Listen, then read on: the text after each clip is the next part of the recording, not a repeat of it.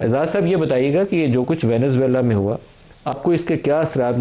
نظر آتے ہیں باقی دنیا میں، اور باقی خاص طور پر یوکرین، غزہ، ان ممالک کو دیکھیں، تائیوان کو دیکھیں، تو آپ کے ذہن میں کیا صورتحال نظر آتی ہے؟ جی شکریہ ندیم ملک صاحب، بہت عرصے سے ہم سارے اس بات کا تذکرہ کر رہے تھے کہ دنیا کا جو عالمی نظام بنا تھا جنگ عظیم دوم کے بعد، وہ شکست و ریخت کا شکار ہے۔ اور یہ جو واقعہ ہوا ہے وینیزویلا میں امریکہ کی طرف سے،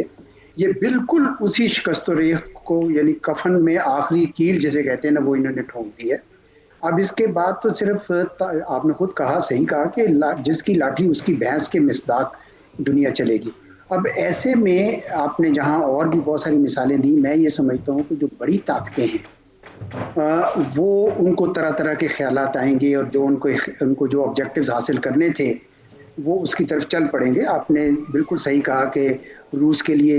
یوکرین والا راستہ اب اور زیادہ کھل گیا ہے، پہلے بھی کھلا ہوا تھا لیکن امریکہ کے ہاتھ کھینچنے کے بعد چین کے لیے تائیوان کا راستہ کھلا ہے، اسرائیل کے لیے نہ صرف غازہ کا بلکہ میرے خیال میں ارد گرد جتنا بھی ان کا جو گریٹر اسرائیل والا ہے، کیونکہ جس کی طاقت ہے وہ استعمال کرے گا۔ تو سب سے زیادہ جو خطرہ ہے وہ ہے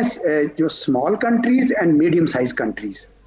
اور ان کے لیے اس لیے خطرہ ہے کہ ہر ایک کے نیبرہڈ میں ایک بڑا کوئی بلی یا دھونس جمانے والا ملک موجود ہے۔